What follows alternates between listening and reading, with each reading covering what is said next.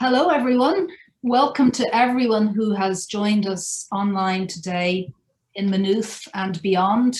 You are all very welcome indeed to this first in a short series of panels on Irish studies this semester. Especially warm thanks to our wonderful guests in this conversation, Joe Cleary, Enda Duffy, Maud Ellmann, and Emilie Moran. These are all critics that feature very often in our students' essays and dissertations in Maynooth, and will continue to do so, I'm sure. It's really a great privilege to have you with us in person today. I'm going to introduce each of our panelists as I come to them individually and in alphabetical order. They're each going to make a short contribution to begin of 10 minutes or 15 minutes or whatever may suit them individually. And we'll then have some discussion and some questions from the rest of our participants, I hope. Just before that, I'd like to thank Professor Lauren Arrington, head of our Department of English at Maynooth, and my colleagues Niamh Campbell, Michael Cronin, Sinead Kennedy, Carlo Hanlon, and Pat Palmer for all their help in planning these sessions, and also to Tracy O'Flaherty for technical support. I want to say a few quick words about the background and the rationale for these seminars and for this event in particular.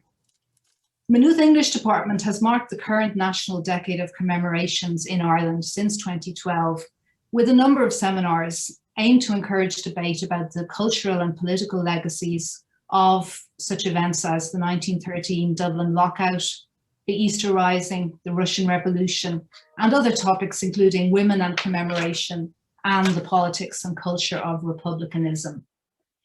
It has been the aim of some of us involved in these activities to investigate the relationship between early 20th century culture and the development of Irish society over the last 100 years. So what is the status and the significance of Irish modernism in such an investigation? In 1990, Seamus Dean wrote, "In the first 3 decades of the 20th century, a remarkable literature in which the attempt to replace the colonial experience by something other, something that would be native but not provincial, was a dynamic and central energy. The failure of that attempt to imagine a truly liberating cultural alternative is as well known as the brilliance of the initial effort. Contemporary Irish writing is operating in the shadow or in the wake of that earlier attempt." Irish modernism itself, to continue, is a relatively new coinage. It did not appear in the title of the collection of pamphlets that Dean was then introducing by Said, Jameson, and Eagleton, which was called Nationalism, Colonialism, and Literature, although in fact the literature discussed was almost all what we would call modernist. The term itself arises from new work over several decades on the Irish literary revival, its intellectual cultures and popular movements, from work on Irish visual art and material cultures, on women's writing, on writing in the Irish language, as well as on the major figures of W.B. Yeats, Joyce, and Beckett. This academic field owes its current vitality to dozens of scholars, some of whom are among the contributors to such key collections as the Cambridge Companion to Irish Modernism, whose editor Joe Cleary is among our panelists today, and the Cambridge History of Irish Modernism, edited by Patrick Bixby and Gregory Castle. These volumes will shortly be joined by the new Edinburgh Companion to Irish Modernism, edited by another of our panelists, Maud Ellmann, with Shan White and Vicky Mahaffey. But it could be argued that the concept of Irish modernism first came into view when the clear distinction between W.B. Yeats as a nationalist revivalist and Joyce as a modernist cosmopolitan began to break down, dramatically so, in Irish postcolonial criticism since the 1980s. The crucial insight here was that, as Joe Cleary has summarized it, there is a dialectical relationship rather than any simple opposition between modern Irish writing's anti-colonial origins and its metropolitan and internationalist character. We've since witnessed an enormous expansion of the term modernism in literary studies generally, as well as in Irish criticism, to encompass a body of writing, literary and non-literary, by a range of writers, critics, and others. This further extends the already vexed question of what is or was modernism. It also perhaps brings Samuel Beckett, still at work in the 1980s, to the forefront of our attention, thanks most recently to critics including Emilie Moran, who has investigated the styles in which Beckett refers to the local, to history and to politics, if at all, and Beckett's currently very elevated status in theatre studies, philosophy, and the study of late modernism. As Enda Duffy has put it, Irish literature changed on the 24th of April, 1916, lending to Irish writing an intense familiarity with political revolution. Perhaps it changed again on the 6th of December, 1922, when the provisions of the Anglo-Irish Treaty came into force. Is contemporary writing living in the shadow of Irish modernism? One consequence of the status of Yeats or Joyce and the rest was that Irish criticism could, in effect for the first time, critique as well as celebrate their achievements and examine the ways in which, as it was put, they had been mediated to us in a culture where they were still living presences, without this having any impact, and in fact, indeed, in some ways benefiting from the enormous cultural prestige associated with the revival and Joyce. So should we now focus less on those major writers, or instead seek to add other major figures, Elizabeth Bone or Kate O'Brien or Flann O'Brien, to the list? How can we clarify the relationship between modernism, economics and politics, whether the latter are understood as sexual, national or environmental, as these have continued to evolve into the 21st century? Is this a historical exercise only, or can the revolutionary energy of these artistic innovations be in any sense repossessed today? Can modernist works still continue to contribute something important to the creation and criticism of new Irish literatures? Or is this way of framing things perhaps in itself a problem? Maybe our contributors would want to approach matters differently. Our first panelist, Joe Cleary, needs no introduction to a Maynooth audience at least. He's perhaps one of the most distinguished graduates of our department at BA and MA level before he departed for Columbia University in New York for his PhD. He returned to teach for more than 20 years in the department before taking up his current position at Yale. He is editor or author of a range of special issues, collections, and books on Irish literature, postcolonial and Marxist critical theory, and modernism. These include his first book on literature and partition in Ireland, Israel, and Palestine, which also included extensive attention to the cases of Germany and India, and of Outrageous Fortune, an account of modern Irish literature and literary history in relation to class and capitalism. He has a new work in press on 20th century and contemporary Irish novels set in various other parts of the world, and his Modernism, Empire, World Literature will be published by Cambridge University Press this summer. So we'll first turn to Joe, and I'll introduce the rest of the panel as we proceed. We're not hearing you, Joe. Second time. Does that work? That's fine. Okay, hi everybody. It's great to see you, Emer. It's great to be back in Maynooth, even if only virtually. Great to see people like Maud and Emilie as well. So I think I will just address 2 or 3 brief points. I can't address all of the questions that Emer raised in her introduction, but I want to outline a couple of the ways in which, or a few of the ways in which I have been thinking about Irish modernism, both in the book that Emer just mentioned and in some essays and ongoing studies as well. My first point, I suppose, that I would like to make is one that Emer has already noted in passing, and that is that the term Irish modernism does not describe some pre-existing raw datum, not something that's just objectively sitting out there. The term Irish modernism is a concept, critical construction, the demarcation of a field of inquiry or study. In this respect, at least, it is no different to French or British or American modernisms, to Bloomsbury or African American modernisms. Its value as a critical construct, if indeed it proves to have some, will emerge in the scholarship it produces and generates, in the capacity of critics to make meaningful relations between a field of writers, artists, works and their critics, patrons and institutions. In many respects, that kind of work is only beginning, rather than something that I would say is already an exhausted project. In terms of modernism itself, Irish modernism, if we're to take that term, I would say we need to think about it in both synchronic and diachronic. Those now seem rather old-fashioned terms, but perhaps in geocultural or in historical and temporal terms. So beginning with the geocultural, there is every reason, I would argue, to think of Irish modernism, not by hiving it off or bracketing it off from modernism more generally, but precisely to think of it as part of a wider ruptural overhaul of the world literary system as described by Pascal Casanova in the World Republic of Letters.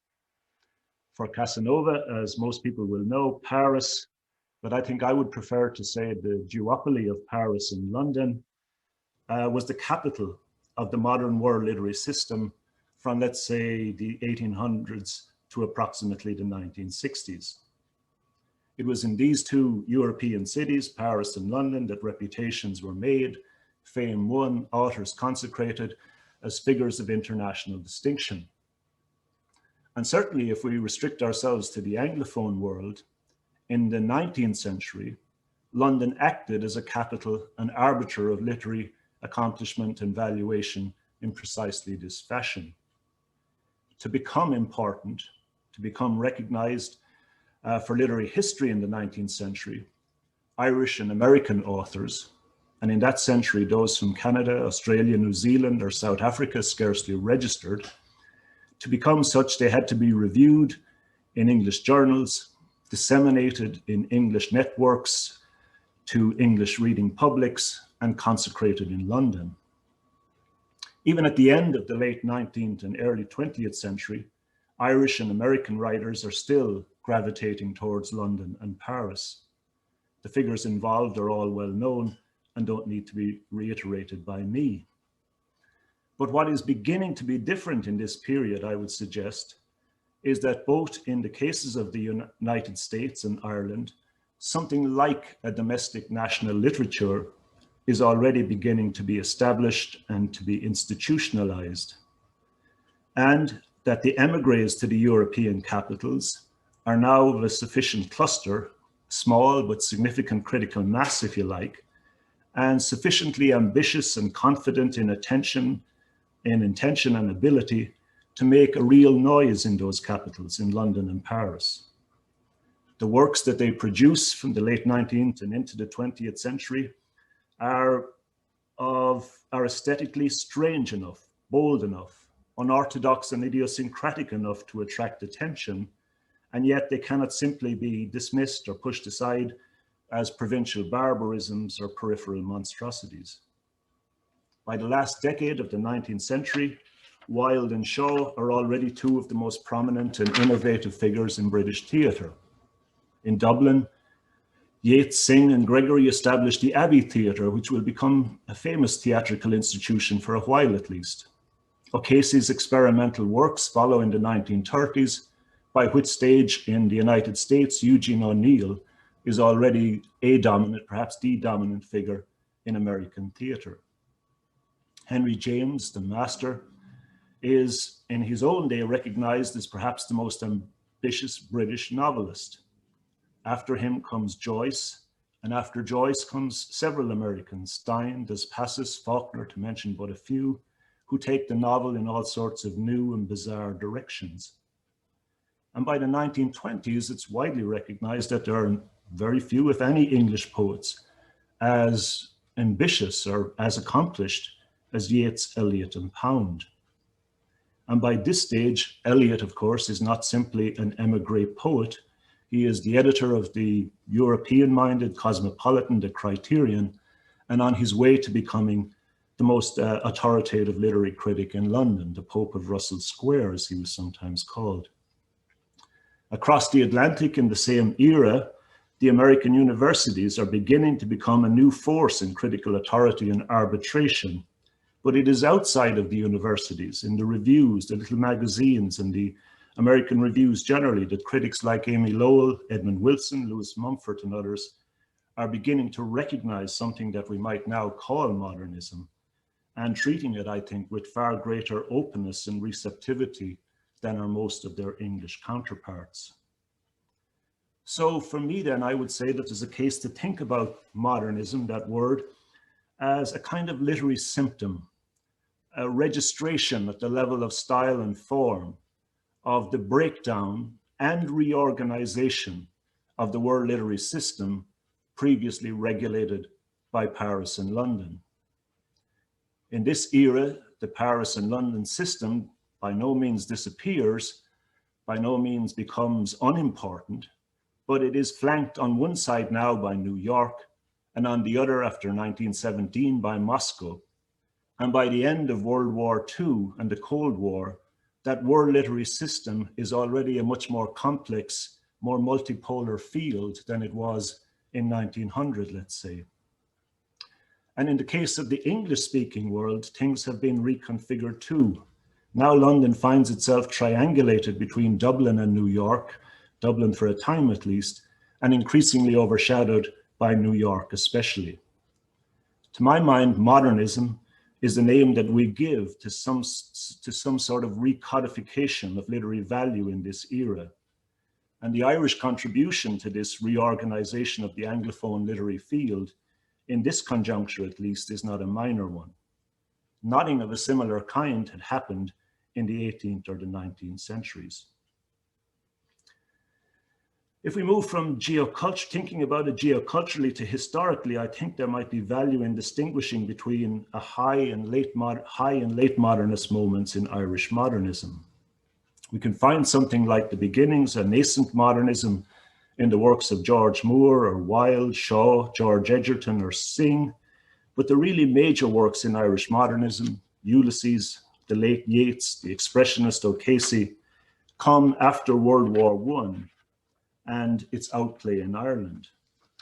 Beckett's greatest works appear to me to belong to a late modernist moment, and I would say to a less well-recognized, even in Irish studies, cluster of late modernist writers that might also include Flann O'Brien's It Swim Two Birds, 1939, Martin O'Kine's Crane Aquila, 1949, perhaps the late works of Elizabeth Bowen and Frances Stewart, and in the visual field, now Francis Bacon and Jack B. Yeats. We can discuss this later perhaps, but there are many things that distinguish this late from high modernist moment. The pretty critical watersheds of 1929 and World War II are one obvious distinction. The fact, as Frederick Jameson has so well argued, that the late modernists already have modernist predecessors. The modernists, as Jameson points out, didn't think of themselves as modernists, and in many ways their experiments were groping for some such name. Also, I would say perhaps one of the things that's changed is that modernism by this stage is a more recognized term, perhaps even particularly in the United States, perhaps something like an ideology of modernism is already beginning to be established. And most of all, perhaps, something of an internal crisis in the artistic, crisis of confidence, perhaps, in the artistic media themselves, in the novel, in the theater, a sense perhaps that no matter how experimented, no matter how formally radicalized, it is becoming more difficult for art or for literature, perhaps particularly meaningfully to address or to transcend the wider crisis of the post-1929 era. There's a sense in modernism from the start, perhaps, of modernity as a kind of catastrophe, but by the post-World War II period, that sense of modernity as catastrophe, which now has come home to us in the form of ecological crisis and all of these forms of ecological studies in our universities that have followed from that, but there's a sense of that catastrophe already registering itself at the level of the literary, the dramatic, and the various other forms, artistic painting and so on in this period. Let me just briefly address Emer's last question. Does modernism still matter, or in what way? In this respect, just as for experimental purposes, I wonder if there might be value in thinking analogically, remembering, of course, that an analogy is just an analogy and not an identity. In literary terms, one might hazard that high and late modernisms are to literature what the French Revolution in 1848 are to politics. The French Revolution in 1848 are now very remote and distant events. But in another respect, however distant they may be, they are still proximate. All over the world, from Hong Kong to Myanmar or Burma, from India to the United States itself, democracy is still a far from completed project. The July days of 1848 ushered in a workers' revolution or workers' rebellion to the bourgeois one. And we've seen, of course, that however much that may have been attempted in later phases, it too is still a far from complete or even well-initiated project. In many respects, as I said, however distant these events may be, they still resonate. And there is some reason, more than just, I think, academic busyness, that books by the ton still continue to appear on both of these events. They are with us, even if they are distant. In the case of high modernism, I would say the term registers, as I've said earlier, a kind of reconfiguration, we can call it a revolution if we like, in the world literary system, when the old London, Parisian, European centres could no longer hold, when the contours or outlines of a new field first emerged. And in the case of late modernism, I would say an attempt to aesthetically radicalize modernism even further, though that radicalization goes hand in hand with a kind of retraction in the face of the Cold War and new media. Modernism or late modernism continue to matter then, I would say, in the way that old revolutions, even when they take a catastrophic turn, remain with us until new ones appear to reconfigure the landscape once again. Just let me finish with one last point about canonization. To some critics today, I would say part of the animus against modernism is really an animus against the canon and canonization. To such critics, modernism has been around forever. It has been talked about forever. And it is certainly true that the classics of modernism have become hypercanonical texts.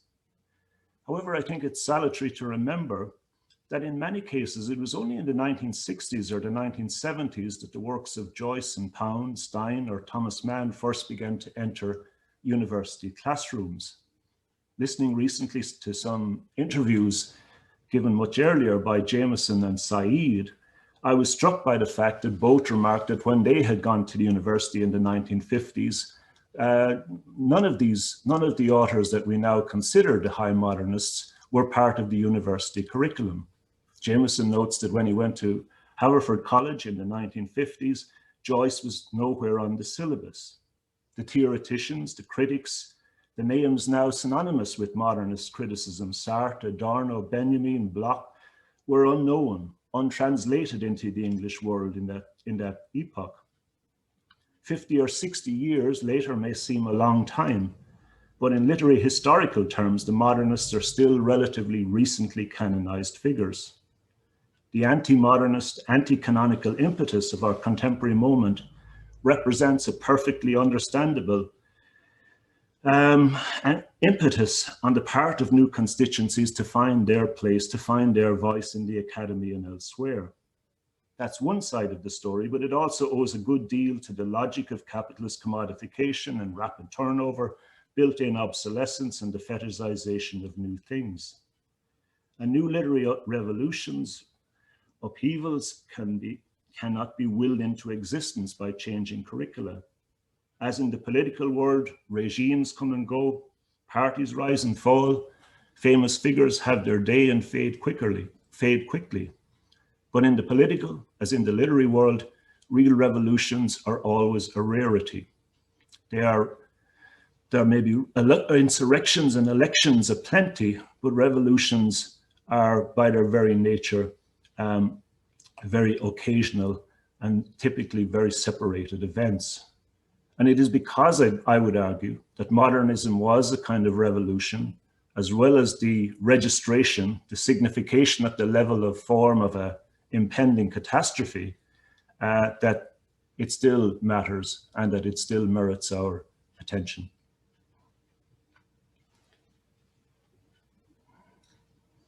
Many thanks, Joe. We'll return to some of those arguments, I'm sure. But first, I'd like to introduce our next panelist, Enda Duffy, who is professor in the English department at the University of California at Santa Barbara. His first book on Joyce, Subaltern Ulysses, influenced a decisive turn towards postcolonial and political perspectives in Joyce studies and in Irish studies as it then began to emerge.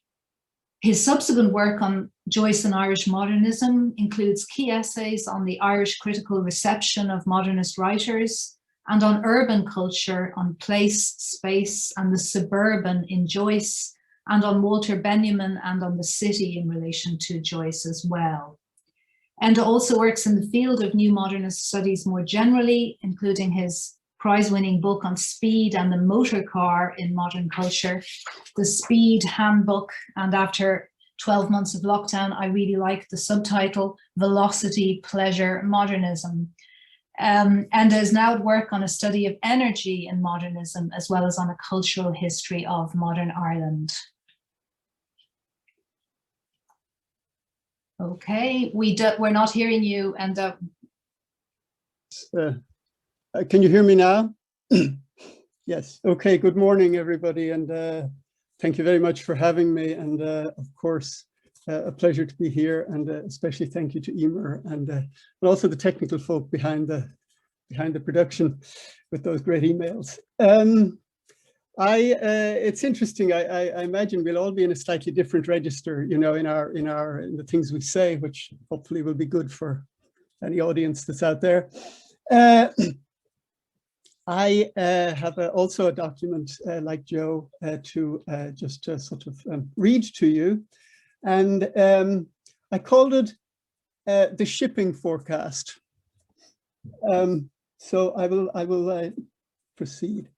So to open, first of all, let me set before you the following phrase: a nerve ganglion of capitalism. It's from the late Mark Fisher, the author of a book called Capitalist Realism, if any of you know it, speaking of a British container port, in fact. But let's apply that phrase to Ireland: a nerve ganglion of capitalism, or of global capitalism.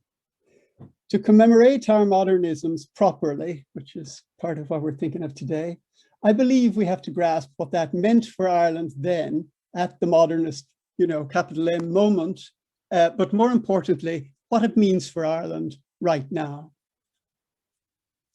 Irish criticism has always historicized its objects, at least since the time that Yeats insisted on the Irishness of his particular then proto-modernism.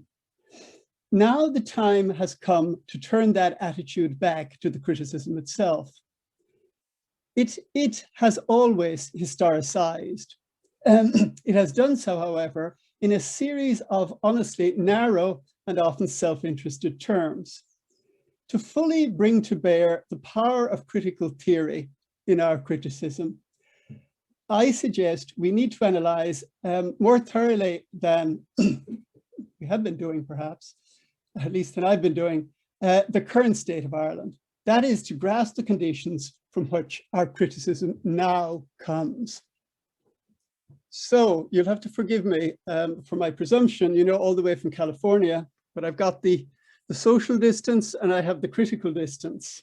Okay, here's the state of Ireland right now from me. Okay, first of all, Ireland is extraordinarily prosperous right now. To take one extreme example, it recorded a stupendous GDP growth of 26%, revised upwards a month later to 34% in 2015. Even in 2017, it reached a roaring 7.8%. The Republic, since Field Day, has enjoyed an unprecedented golden age of economic growth. Or in another register, it has seen, after the postcolonial era, a massively accelerated bout of hypermodernization. The last truly similar bout occurred in the second half of the 18th century and left us with Georgian mansions, land enclosure, the wide streets and the canals. That bout too might be said to have kickstarted Ireland's first wave of modernism in response to the earliest capitalist modernity in Ireland, with the Austrienne-prone texts of Swift, Carlin, Sterne, Edgeworth. That said, articles now appearing even in the Journal of the Irish Georgian Society describe how some of our best Georgian architecture, such as Westport House, was paid for by the wealth of Caribbean slave plantations. And when that's happening, we can see that Ireland's imbrication in the flows of global capital and its real effects was complex long before the IFSC. As you know, the 34% GDP was mostly down to one company, Apple, quote, transferring to Ireland even more of its, quote, intellectual property. They did so because of the infamous double Irish, the first mechanism by which Ireland made itself a place where multinationals paid virtually no tax. The double Irish was replaced in 2015 by an even better deal, which accountants called the single malt, and which the economist Paul Krugman called leprechaun economics. At any rate, Ireland is now the largest tax haven in the world, serving almost entirely the top 1%, only the top 1% of US multinationals. These US multinationals now pay over 50% of Ireland's income tax and lots of other minor taxes as well. In other words, in many ways, they own us. If these companies are becoming more powerful as they are than many states, then Ireland right now finds itself in a really interesting spot geopolitically and geohistorically. So you may ask, what does this have to do with contemporary Irish modernist criticism? Answer, it makes Ireland an altogether new kind of ganglion in the supply chains and profit reaping of global capitalism, which must at some point alter our culture and our sense of ourselves in the world. So Emer was asking, what about the current state of Irish culture? So I was thinking, do tax havens produce, great culture? The examples of, say, Monaco, of Luxembourg and Bermuda are not very encouraging. On the other hand, economic history shows that wealth won through innovative international banking did underwrite some of the great transformations and epistemic shifts in Western culture. So as I see it, here is our duty as critics now. Just as Field Day, for a shorthand, let's call it Field Day, produced the tough analysis of the Troubles that propelled writers from Heaney to Neil Jordan to Edna O'Brien to great art, I propose that our tough critique of the present conditions would kickstart a new cultural flourishing in the present phase of Irish modernity. I referred already to the 18th century expansion. In fact, just as Seamus Dean theorized 3 successive Celtic revivals in modern Ireland since the 18th century, we can also discern 3 waves of accelerated modernization, accompanied by a new wave of Irish modernism each time. The 18th century one, the circa 1900 years, which flourished, which matched the post-land war prosperity and spawned our own capital M modernism. And the third wave, which, as I'm seeing it, should be forthcoming. Our aim in commemorating the previous modernisms should be to generate and inspire and challenge into being the great art movement of this current bout of growth. So in brief, an approach to grasping the singularity of this current expansion. Consider that the multinationals in question are all knowledge companies. The tax scheme they're benefiting from depends on the existence of what are called intangible assets, that is, patented knowledge. The companies which benefit, Apple, Microsoft, Google, are all the titians of the new digital knowledge economy, and Big Pharma, the titians of the biopolitical knowledge economy. They have gained their wealth through the enclosure of the latest commons, the commons of knowledge. Ireland, with its scheme, abets this new enclosure. The theorist and writer Mackenzie Wark has explained recently how knowledge itself, now enclosed and privatized, is the newest form of the commodity, so that the unknown knowledge yet to be grasped is this commodity surplus. Ireland abets these companies in gaining monopolies in the production of future knowledge. Now, culture is another form, of course, of future knowledge production. What we have to ask then is how this local, amateur, almost craft kind of knowledge production, the poets, painters, etc., how they work with or against this new imperial juggernaut, this altogether different and ferocious form of knowledge production. To begin to answer that, I want you briefly to consider what we can learn from the second major fact of Irish modernity, which I take to be immigration and immigration, IMN. The biggest anomaly of Irish modernity is the proportion of people who left, and I won't give you any of the figures. But consider how this fact might be the other side of the coin of the prosperity generating tax scheme for Ireland. If that scheme is a pact with the uber capitalists to serve them, immigration too is always economic. The immigrant doesn't leave to, quote, encounter other cultures, but, quote, to better herself. That is, to participate more wholeheartedly than seemed possible at home in the global economic order.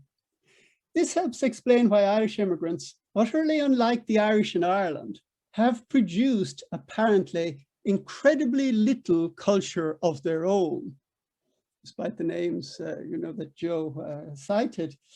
Where, for example, is the great novel of the Irish immigrant experience? Has the whole Irish diaspora ever produced even one great immigrant poem?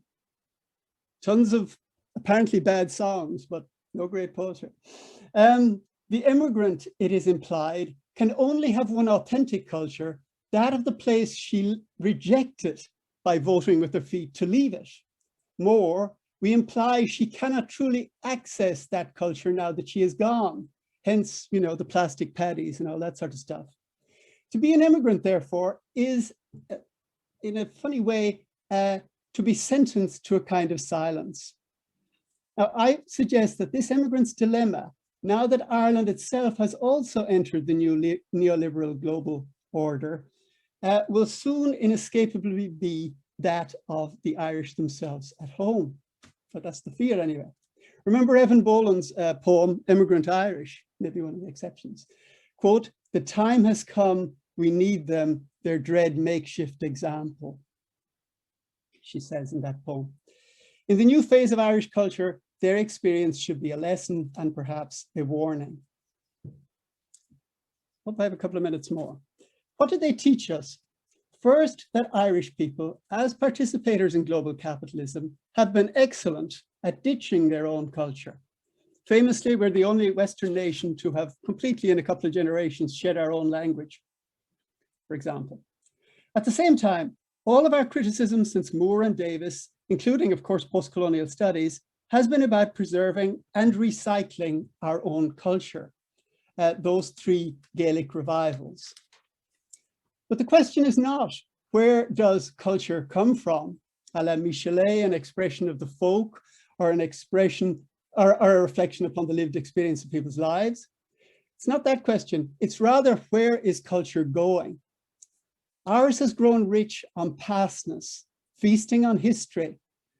But our immigrant is supposed to only look to the future and can only, it seems, access the past via nostalgia, can only be nostalgic about the past.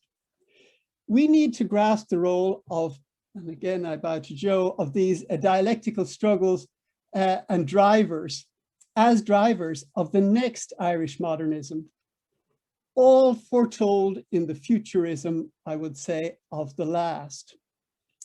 That last modernism, the big M modernism, trained us in how to tire of tradition, which explains why minimalism, from Beckett to Seamus Heaney's quote, "Whatever you say nothing," the refusal to give away the past, is often its deepest influence.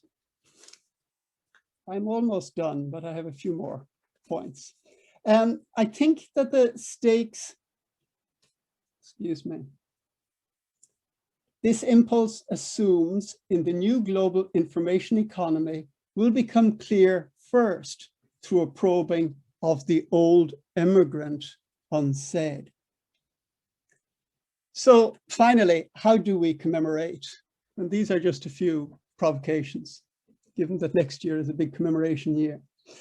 So my provocation is, what if, or why don't we learn from the courage of the Black Lives Matter movement?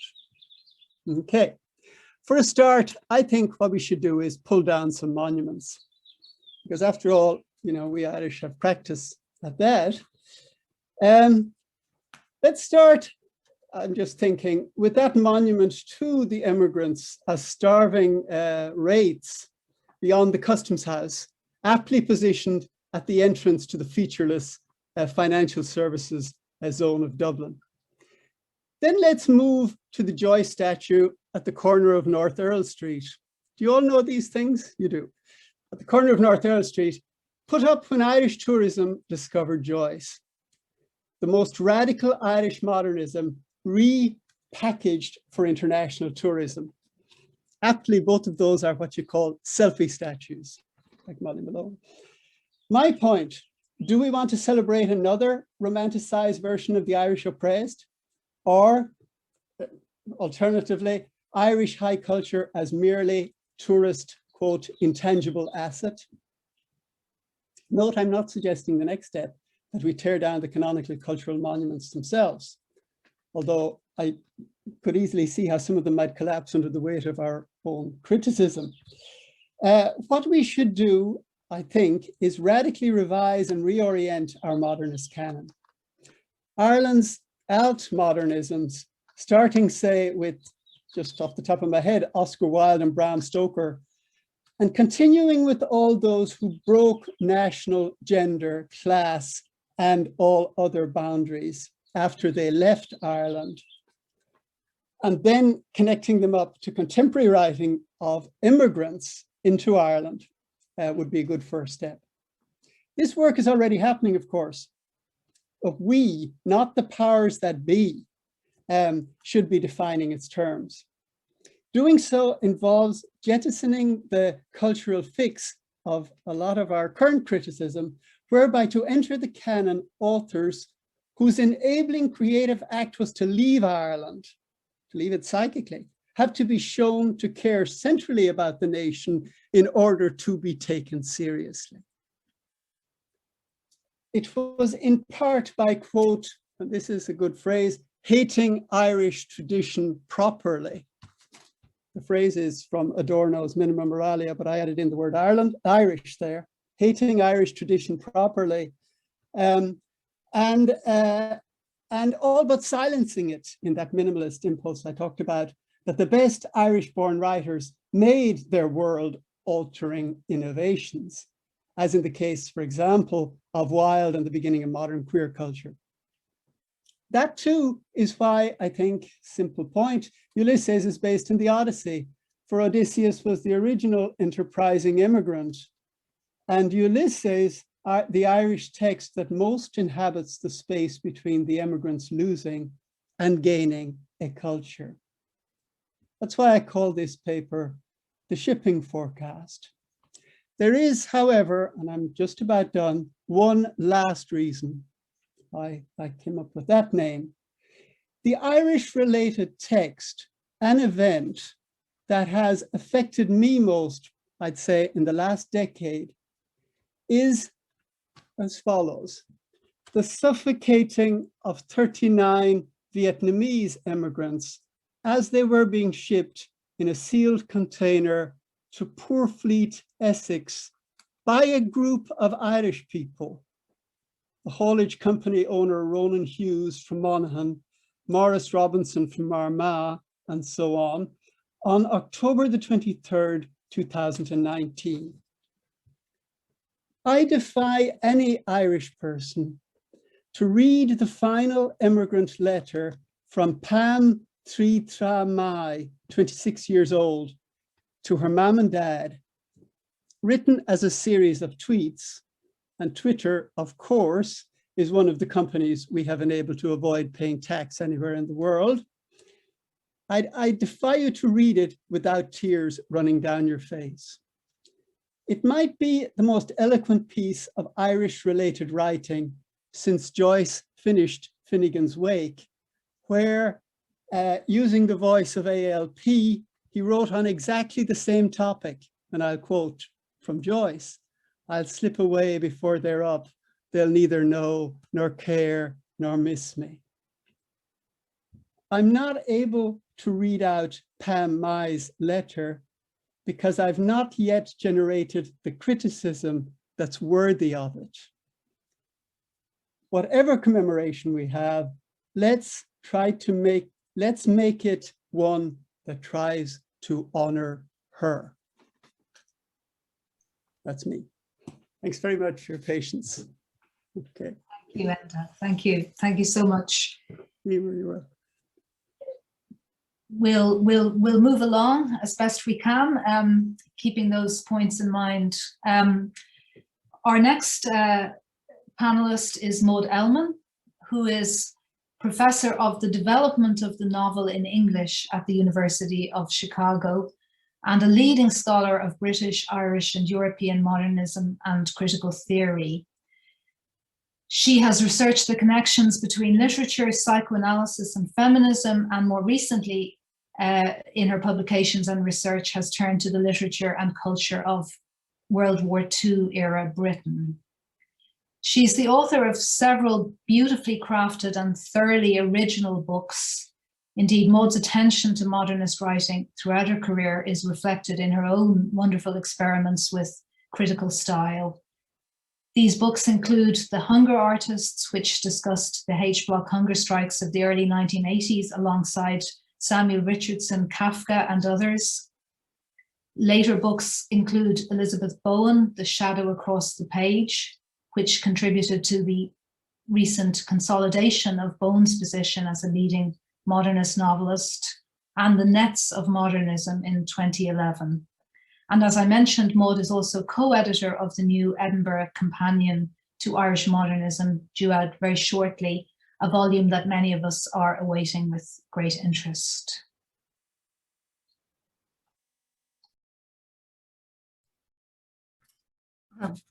Well, thank you, Emer, for that generous introduction and for inviting me. I wish I was in Dublin and we could all go out to the pub, but this is the second best.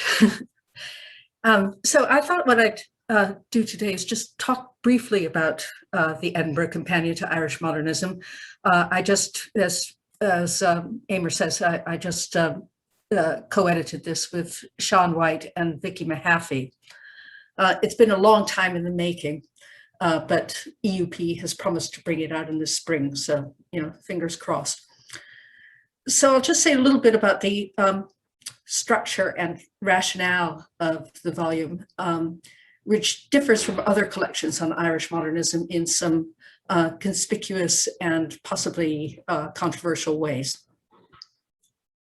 In my introduction to the volume, I acknowledge that both the terms of the title, Irish and modernism, not to mention companion, are open to debate.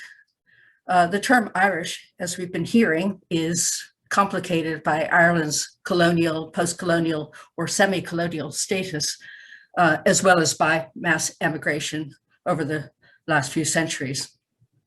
So what does it mean to be an Irish writer or artist or architect? Some years ago, I was asked to write a chapter on the Irish novel from 1910 to 1940, excluding Joyce, which is certainly an unusual omission, but one actually that provided me with a glimpse of some forgotten writers of these decades, forgotten outside Ireland at any rate. Joyce, of course, is the most famous exile of the period, but that doesn't mean that other novelists stayed put in Ireland. As we've been hearing, emigration is, has been widespread and perpetual, really, for a long time. And certainly exile, or at least long-term expatriation, was the norm rather than the exception among novelists of this particular period, including Jean Bullock, George A. Birmingham, otherwise known as James Owen Hannay, Edward Plunkett, Lord Dunsany, James Stephens, Kathleen Coyle, Patrick McGill, Emer O'Duffy, Liam O'Flaherty, Patrick Stewart, Kate O'Brien, Elizabeth Bowen, and others. So if proof of residence were required, the so-called Irish novelists of this era would be reduced to a party in a phone booth. That would probably be a good party. Evidently, Ireland's long history of emigration compromises any territorial definition of national identity. And for this reason, recent scholars and anthropologists have made strong, if to my mind, not entirely persuasive arguments for stretching the category of Irishness to include American writers of Irish descent, including Scott Fitzgerald, Flannery O'Connor, and Betty Smith. By this criterion, even I could claim to be Irish, and I wish I could if it would give me EU citizenship. The persistence of two languages in Ireland also undercuts any unitary or homogeneous idea of national identity. And then there's the Irish land border, the most militarized border in the archipelago, as Joe Cleary described it in 2002. The border that divides the island between two regimes, but also forms a contact zone between them.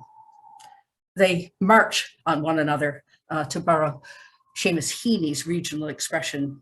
The verb march, Heaney writes, means to meet at the boundary, to be bordered by, to be matched up to, and yet marked off from.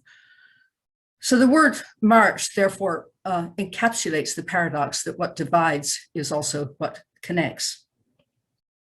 In 1994, Enda Longley made the optimistic boast that the great advantage of living in Northern Ireland is that you can be in three places at once, that is, in Ireland, Britain, and Europe. Of course, Longley could hardly have predicted that Brexit would reduce those three places to two, and neither can anyone today predict how the resurgence of British nationalism and xenophobia will play out in Northern Ireland. In any case, in the context of globalization, the national identities assigned to this nameless constellation of islands on the eastern Atlantic coast really belong to another age. We don't yet have the vocabulary to describe what Tom Nairn calls post-Duquesnian political identities. Okay, so much for the term Irish. As for modernism, this term, as everyone has been saying, has undergone a definitional revolution in the last few decades. These days, modernism no longer refers to particular decades or geographical locations, and neither is it restricted to avant-garde experiments in art and literature. Modernism used to be understood to designate a stylistic revolution whereby painters broke the laws of perspective, composers those of tonality, and poets those of prosody. In today's critical climate, by contrast, modernism can refer to a much wider range of artistic practices, some of which were formerly dismissed as rearguard or reactionary, including the many forms of realism in fiction that burgeoned in the early 20th century. The impact of Joyce's daredevil odyssey of style, as Karen Lawrence terms it, has meant that other challenges to fictional convention have tended to be overlooked by the critical establishment, notably those by women novelists like Elizabeth Bowen, Kate O'Brien, and Molly Keane. So our companion aims to make up for such omissions by endorsing the expansion and reconfiguration of the canon, as well as the extension of the timeline of modernism. In our view, Irish modernism is an unfinished project, one that continues to flourish in the work of writers like Anna Burns, Emma Donoghue, and Emer McBride, as well as in the hands of Irish artists, architects, designers, filmmakers, and composers. If modernism has yet to end, it also begins considerably earlier than the so-called Annus Mirabilis 1922. Its roots in Ireland reach back at least as far as the Irish Literary Revival. So, given the increasing difficulty of defining modernism, you may wonder why the Edinburgh Companion retains the ism at all. We could have just called it Irish Moderns or something like that. One reason to keep the ism, though, is to draw attention to the historical coincidence of modernism in the arts with the modernist movement in the Catholic Church, that church which has dominated cultural life in Ireland for centuries. In 1907, Pope Pius X delivered the encyclical Pascendi Dominici Gregis, which identified modernism as, quote, the synthesis of all heresies. Paradoxically, this synthesis was actually brought about by the encyclical itself, which imposed systematic form on a variety of propositions professed by disparate thinkers with no formal affiliation with each other. The papal Pascendi denounced the modernists as enemies of the church, puffed up with that, quote, vainglory which allows them to regard themselves as the sole possessors of knowledge. The encyclical also claimed that the modernist, quote, system means the destruction not of the Catholic religion alone, but of all religion. So to counteract this dire threat, the Holy Office identified 65 so-called modernist propositions as heresies, and by 1910, all Catholic priests and teachers were required to take an anti-modernist oath. So taking a hint from Pope Pius X, our companion defines modernism broadly as resistance to orthodoxy. And we've identified 5 kinds of heresy in Irish modernism to serve as the organizing principles of our collection. These are heresies of time and space, heresies of nationalism, aesthetic heresies, heresies of gender and sexuality, and finally, those critical heresies, which are currently reshaping the academic field of Irish studies, such as affect theory, crypt theory, eco-criticism, animal studies, and the new materialism. Am I doing okay for time? Yep, okay. The term heresy is famously or infamously taken up by T.S. Eliot in his book After Strange Gods of 1934, where he mocks his contemporaries for straying from the true religion. Writers like Yeats, Pound, and D.H. Lawrence, Eliot contends, are heretics who pursue strange gods instead of adhering to the Christian tradition that formerly united Western culture. Rather than demanding a return to orthodoxy, though, Eliot contrasts heresy, which he condemns, to blasphemy, which he extols. First-rate blasphemy, he claims, is one of the rarest things in literature, achieved only by such masters, modernist masters, incidentally, as Charles Baudelaire and James Joyce.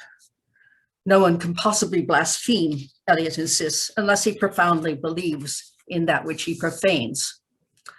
So according to Eliot, blasphemy is a backhanded form of fidelity, an iconoclastic gesture that reaffirms the sacred order that it desecrates. G.K. Chesterton took a similar view claiming blasphemy depends on faith and is fading with it. If anyone doubts this, let him sit down seriously and try to think blasphemous thoughts about Thor.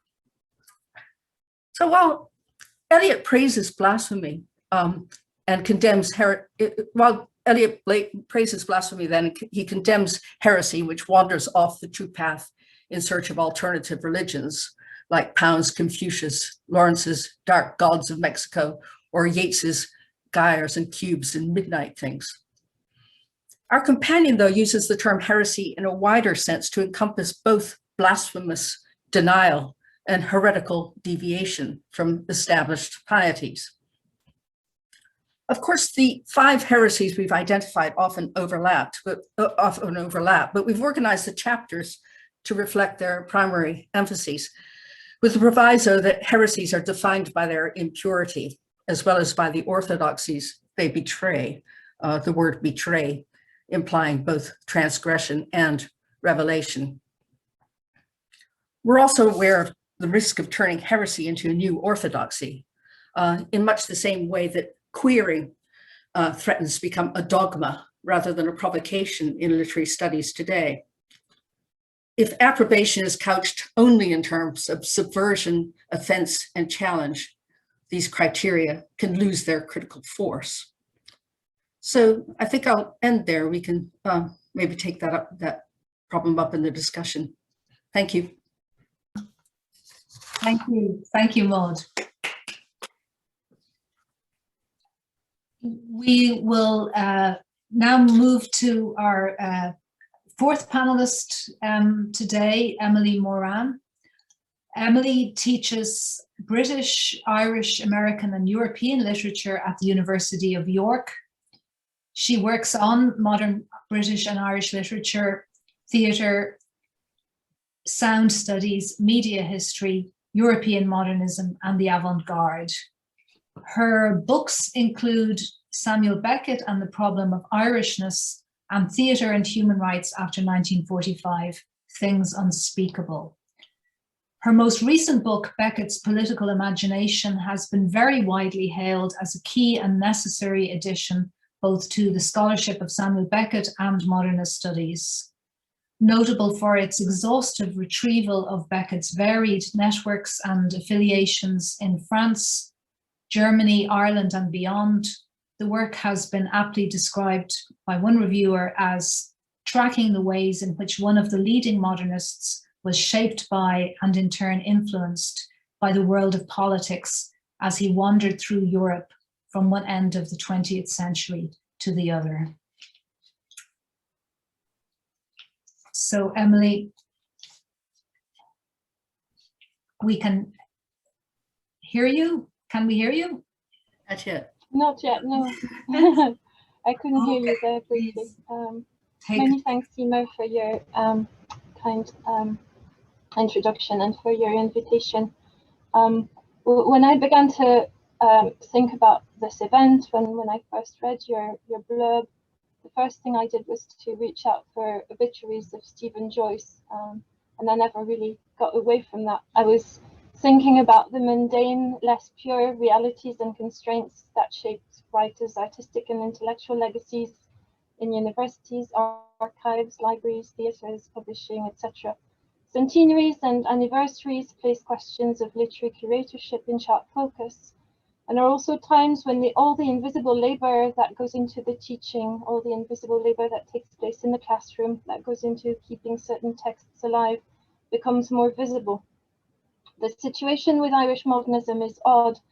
On the one hand, the parameters have changed dramatically, mostly in the past decade, and our understanding of the trajectories of Irish modernism has become less schematic, more imaginative, less dominated by the old narratives about Yeats, Joyce, and Beckett. Female writers such as Elizabeth Bowen, Kate O'Brien, or Emilie Lawless, to name but a few, are firmly part of the conversations now. On the other hand, the field has been shaped by cultural politics around copyright and ownership to an unusual degree. Some great discrepancies are beginning to appear in terms of what can easily be accessed. It has become, for example, genuinely difficult to get hold of some of Shona Casey's works, but it is possible to read Yeats's work and some of Beckett's work for free from most university libraries through things such as the Yeats Collection and Drama Online. What I'd like to do here is think a little about models of curatorship and how they impact upon the intellectual and artistic legacy of Irish modernism. So this is obviously quite a big topic, and it's also still somewhat contentious. So the idea here is just to sketch out some broad lines. With the usual suspects, Yeats, Joyce, and Beckett, we also have three very different models of curatorship, three very different understandings of what constitutes an author's wishes, of how descendants should interpret and implement such wishes. And through that, we also have very different understandings of these authors' relation to their historical period. I'm not going to talk about Joyce at length here or about the great harm that has been inflicted upon people's work.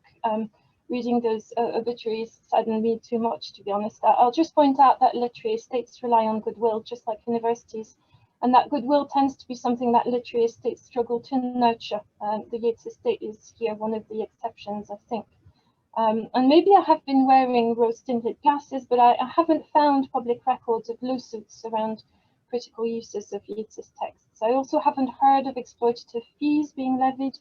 The estate and AP Watt have respected the principle of fair dealing or fair use, which is unusual enough to deserve a mention.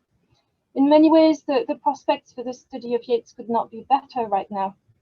Big projects have followed their course. We have the Cornell editions of the manuscripts, the Intellect's letters, we have peerless biographies, and so much more. The cultural capital carried by the work has been bolstered by large-scale celebrations, such as the National Library of Ireland's Yeats's exhibition and Yeats 2015. The work itself is everywhere and was quickly disseminated on virtual platforms such as Amazon, poetry apps, Wikipedia, and poetry websites as soon as it passed into the public domain. In many ways, these developments are a continuation of the ways in which Yeats handled his own career. Yeats's world was always the world of mass media, and his work was widely reproduced from early on via official as well as unofficial channels. He was both the solemn poet published by Macmillan and one of the dramatists of the American Little Leather Library, whose miniature volumes were added to serial packets or sold at Woolworths across the US for a few cents. I have one of them here. I don't know whether you can see it. It's got about half of the Land of Heart's Desire in it. He was also a prolific journalist and reviewer, and his poetry was presented in a wide range of newspapers and magazines of different political persuasions. The media relied on Yeats, and he too relied on the media. In a listing for his reading of poems in 1935 on the BBC airwaves, the Radio Times advertised Yeats as the poet who spoke to, I quote, everyone, from the simple lover of haunting word music to the mystic and metaphysician. There is a continuity between this and the present. I'm thinking of Your Yeats, the large SoundCloud archive of freely submitted recordings that was assembled as part of the Yeats 2015 celebrations. The archive, if you're not already familiar with it, features moving and powerful poetry readings, staged or seemingly off the cuff, performed by people from all walks of life and with different kinds of investments in Yeats's poetry. These many performances rely upon the assumption that to be a good reader of Yeats's poetry, one does not need to be a poet or an actor, one needs to be sensitive and affectionate towards the work. Yeats's laissez-faire instinct has served him well, but he has also been lucky with his family, with his collaborators, with his scholars, with his wife. Perhaps we still have to come to terms fully with the role played by George Yeats and the work she did behind the scenes, including during Yeats's lifetime, as part of her dealing with many different parties, the BBC, for instance. The kind of work on Yeats's manuscripts and letters and on Yeats's politics that is only possible under duress with Beckett and only became possible with Beckett about 10 years ago has been possible all along with Yeats. It has always seemed possible, for example, to get hold of a copy of On the Boiler. And this way of curating Yeats's legacy has had, I think, the effect of softening the less palatable facets of the life, the work and the thought, of encouraging us to take the good and balance out the bad, as it were, of encouraging us to see a complicated person who worked tirelessly, whose impulses and ideas cannot be so easily explained. With Beckett, we have a different model. We have a model of curatorship that, since about 2006, The centenary has been more or less consciously crafted as a halfway house between the models set by the Joyce estate and the Yeats estate. On the one hand, the Beckett estate does everything it can to sustain demand and nurture interest. New Faber editions are widely available and are frequently reprinted. The theatre plays are included on Drama Online, which is quite widely accessible. The estate has also supported the birth of the Beckett Digital Manuscript Project, which was the result of intense labour and very long negotiations, and the database has a growing corpus of manuscripts and a digitised version of Beckett's personal library. It is possible to cite from these documents without applying for special permission since they are published. There are also, of course, regular performances in major theatres the world over, and the involvement of artists such as Lisa Dwan and Jess Tom has boosted interest and has brought the problem of Beckett's misogyny into a charitable frame. On a micro level, however, for scholars, artists, theatre companies seeking to obtain permission for individual projects, the situation isn't such a happy one, in my opinion. For scholars, for example, there are very close checks, high fees, and agreements that are out of step with contemporary electronic publishing requirements. So in short, this is a model that is driven by accessibility and openness on one side when it comes to materials around which there is little or nothing at stake. But then there is a real bottleneck on the other side when it comes to the rarer, more awkward types of materials that are critically valuable. Generally, there are great discrepancies between what Beckett lived through, what he accepted to talk about, and what he chose to write about, which means that the materials that are often the most informative can also seem the most inconsequential, the things that have nothing to do with the work as he understood it.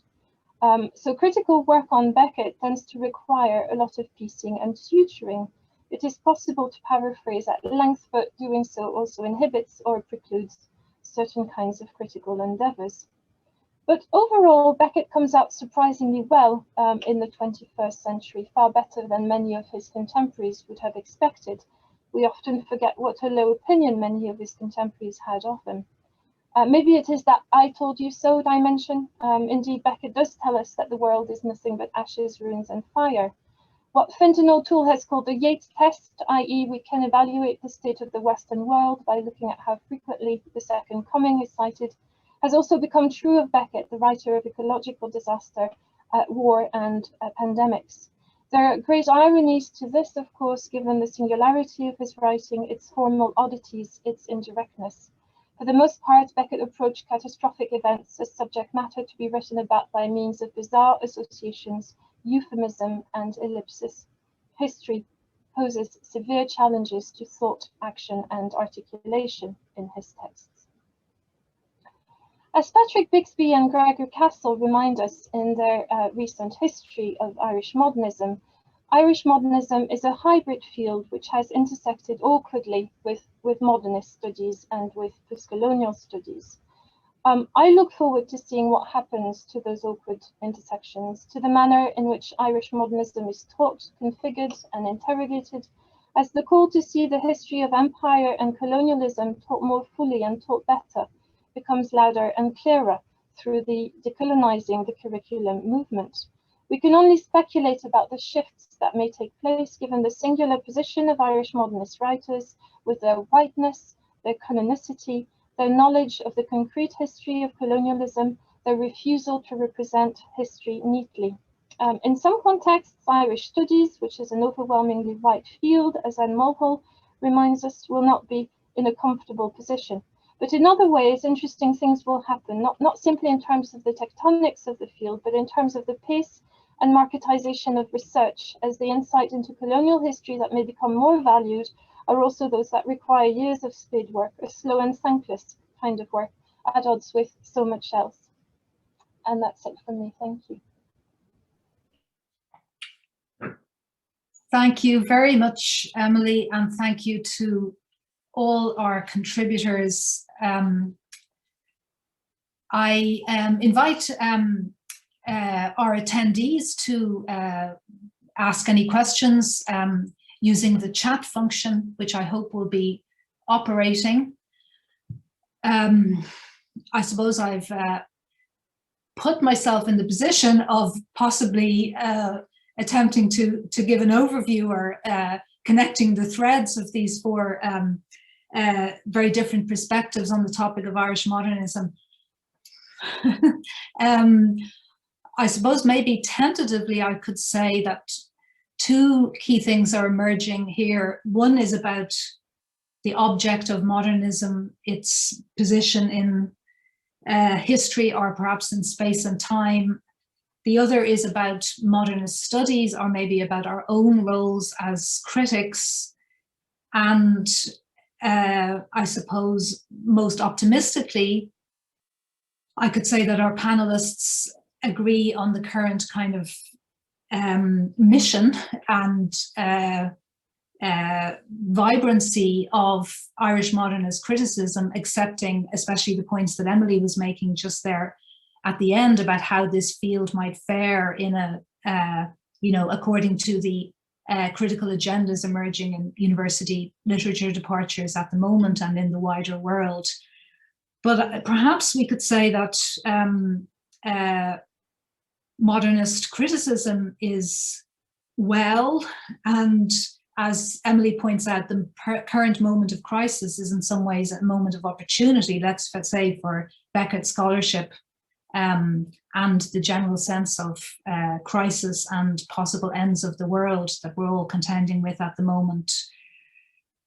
I think Maud and her contributors perhaps are suggesting that not alone has modernism not ended, but it was bigger than we thought, and that it continues to be very important and it continues to make its presence felt in current Irish writing. I'm afraid Enda was much more critical of current Irish writing and maybe of criticism as well. He's calling for calling for a new modernism that is just in the heat of the moment. One that's more attentive to issues of capital and economics than contemporary Irish writing has tended to be. I don't know if we could argue that we have to go back to the major big books of Irish modernism to see how they confronted capitalism in whatever inadequate stance they took, but that this was something present in Irish modernism more than it's present in contemporary writing. I don't know if exactly that's the kind of stance you would want to take. And I think Joe might be saying that, I don't want to paraphrase all that, but whatever we think of Irish modernism, it's what we've got, and there won't necessarily be a different or an alternative one in emergence at any imminent moment. No. Okay, so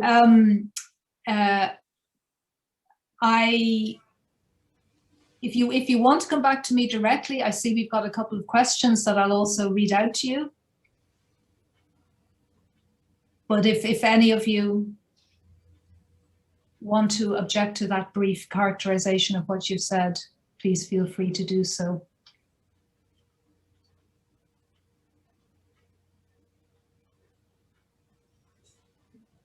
Okay, start with the second question there, Conrad. I hope to get to you in a moment.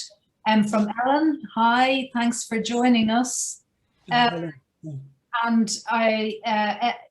Ellen is asking Enda in particular, but the other panelists perhaps as well, about the role of women writers in the new Irish studies narrative of emigration, particularly thinking of Emma Dabry and Malato Uche Okori, very important contributors to new Irish writing by new Irish populations.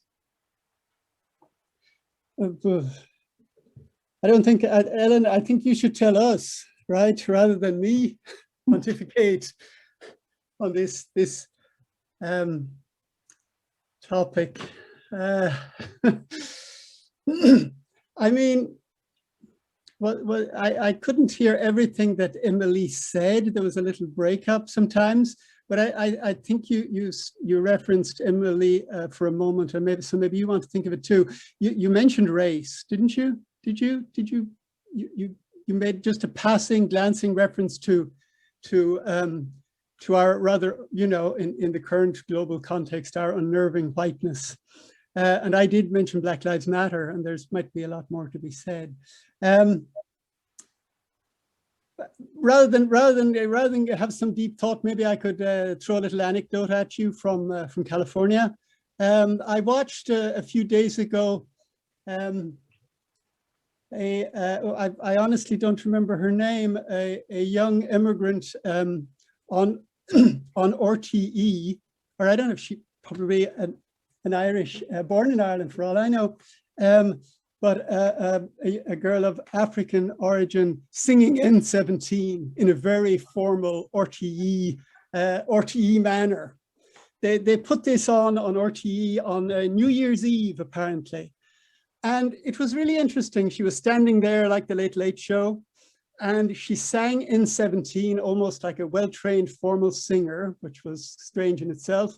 But then they sort of cut in with little videos of Irish immigrants from around the world.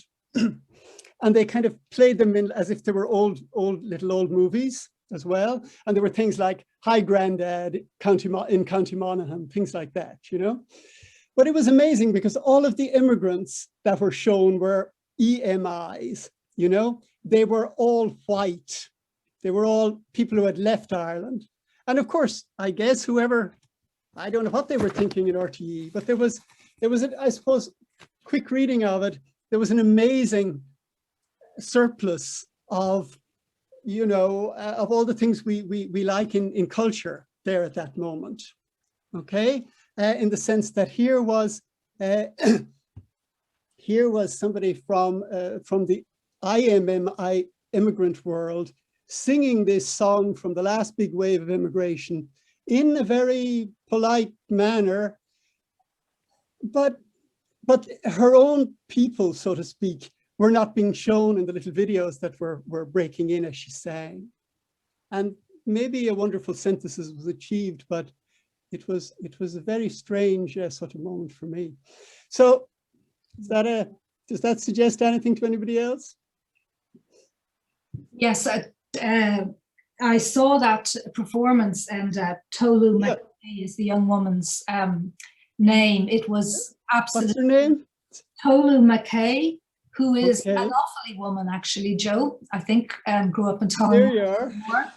And yes, I thought it was a superb rendition. I think the part of the point about the people in Australia and all the rest of it was that they were actually happy enough being away from Ireland, except at the moment, because of the lockdown. I don't think it was really nostalgia for Ireland as such, but I agree. Yeah, why would we respond so powerfully to someone of African background living in Ireland and kind of appropriating a piece of Irish music in that way? That's obviously not going to be the totality of the new culture and the new literature of new people in Ireland, but it certainly was a very effective performance, my goodness, particularly for such a male lads kind of number as N17. Well, that's true in itself, but you hadn't, yes, of course, good point, yeah. Maud, I think you had your hand up. Sorry, I didn't. No, I had my hand up by mistake. I just pressed the wrong button. Okay. But I think Ellen has another question for Enda. Joe too, no, Joe. Well, it is all about the nation, yeah. I mean, all I would just say is repeat a little bit what I said in the talk. Apart from the new immigration into Ireland, this sort of standard story of these huge companies becoming more important than states, right? If that's sort of one thing that's happening globally in these years, and Ireland's state is so new and relatively speaking, and in its post-coloniality so fragile, with the potential for, United Ireland and all that kind of thing still up in the air. You bring those two forces together, And you add into them then the fact that indeed Ireland's population will soon be back to pre-famine levels, and that the reason for that is the multiculturalization of Ireland. I mean, in the lifetimes of those of us who are on the panel, that is truly an amazing change, right? So that the whole kind of identity-based criticism, which we've had no problem doing, you know, for years, for perhaps as long as there's been Irish cultural or literary criticism, it will have to be completely upended, you know, and literally a new, what would be really interesting, Ireland would be really interestingly positioned, or Irish creative people would be really interestingly positioned to come up with new, to imagine new versions of like sort of post-nationhood as models of commons and community in the world. Is that, you know, as yet unimagined post-nationalisms, I think. Because that would be my real hopeful sort of thing, right?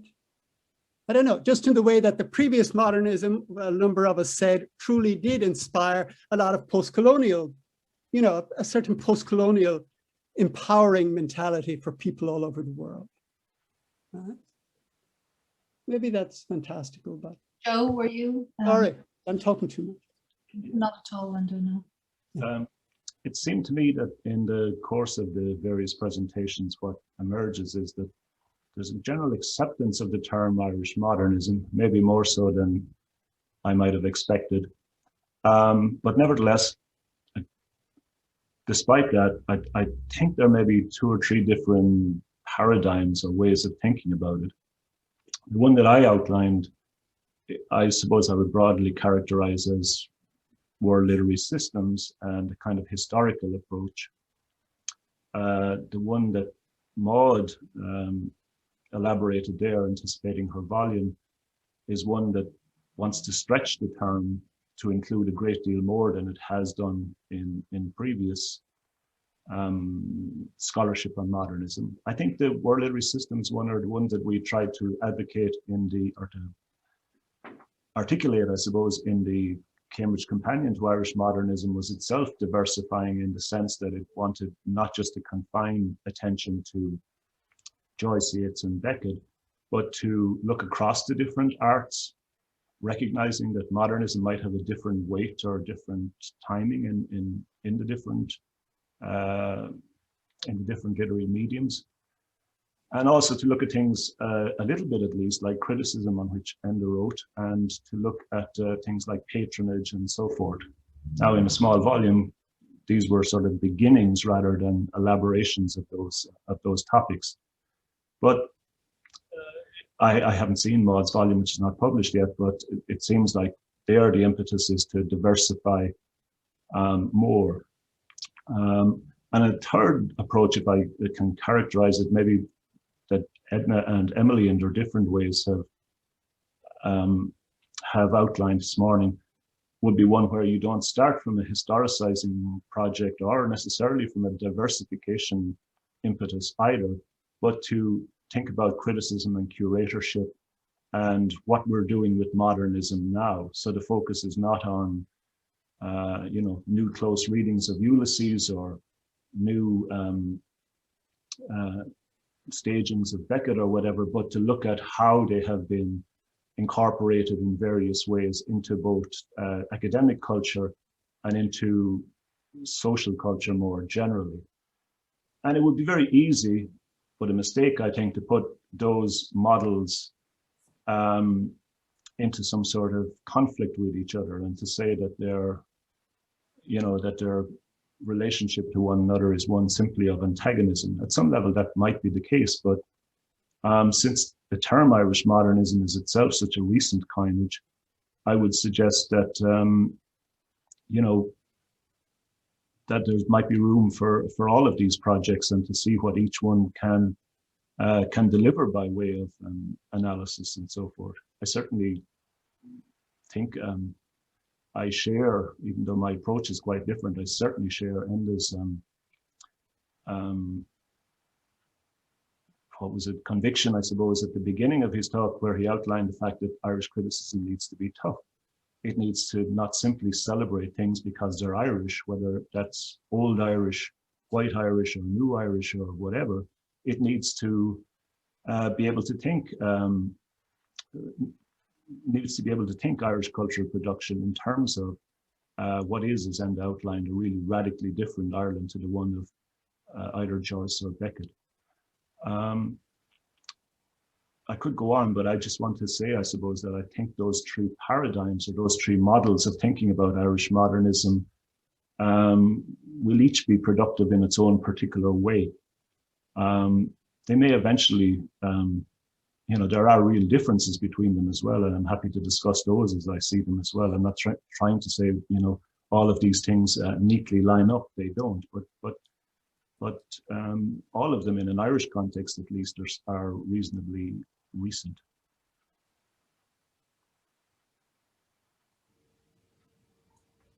Okay. Sorry, go ahead, Enda. Well, I was just thinking that one thing that occurred to me is that we're talking about a number of, the Joe's book, the Bixby and Castle book and Maud's book now. Why are all these they're not just companions, sort of surveys, overviews appearing, or are they? Is there a kind of is there a consolidation going on, or is it just publishing chance, Is that in itself a sort of symptom of where we are, I suppose, would be one thought.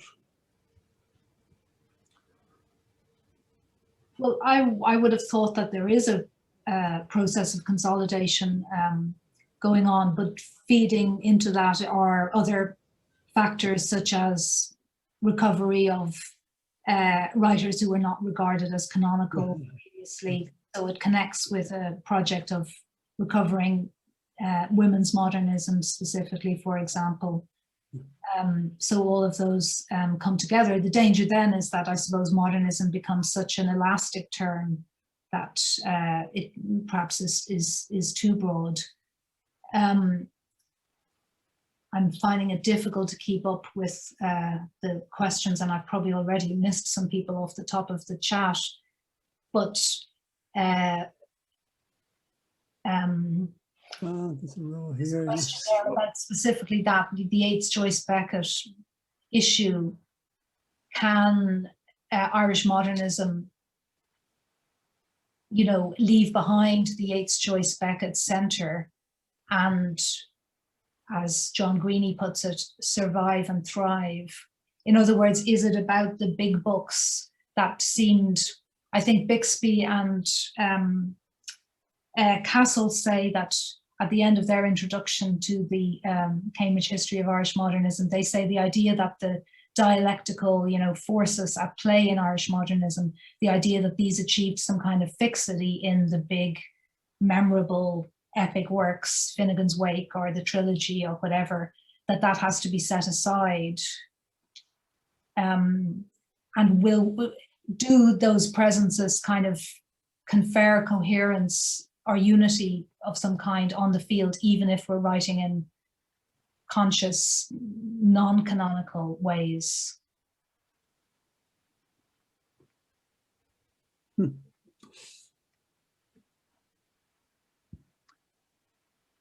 I wonder what other people think about the perhaps over-extension, and not just over-extension, but it seems to me kind of over-valorization of the term modernism. One of the things I wonder about with the, let's diversify and diversify what we mean by modernism is not so much an objection to the diversification as such, but to the modernism part of that. It sometimes can seem that while the diversification impetus comes from exploding what was internationally, in Irish terms even more so perhaps, since Irish modernism made its mark in the area of literature most obviously, exploding a very narrow canon, which seems to be a useful project. But on the other hand, the downside of that sometimes can be that it can appear that to be interesting, to be worthy of study, something has to be, first of all, tagged with the label modernism. It's as if an Irish, many Irish writers in the 20th century seem to me to be trying to develop an Irish realism, trying to write an Irish realist novel. Many people, such as, say, for example, Alice Milligan and feminist writing of the kind that Catherine Morris and others have studied, was not concerned to produce the autonomous work of art, not concerned to write a Ulysses or to write a Waiting for Godot either, but to produce works that would have an immediate social impact. And I wonder sometimes if in the extension of the term modernism, there's not a kind of anxiety that unless we can call this modernist, then somehow it's not worthy of attention, or it appears belated, it appears 19th century, or it appears, just instrumental art. And that therefore a downside of the term modernism is it can make these appear less interesting or functional or already old hat by the 1920s or 30s. I have reservations about that project because I think all of these, myself and Colleen Lai and Jade Esty wrote about this, not just in Irish terms, but in broader terms in a special issue of, Modern Language Quarterly, Peripheral Realisms, where not just in Ireland, obviously, but all across the world, there were many different projects in the 20th centuries that didn't aspire to be modernist, didn't want to be modernist, and that were looking to very different kinds of places for their inspirations and ideas of what literature could do.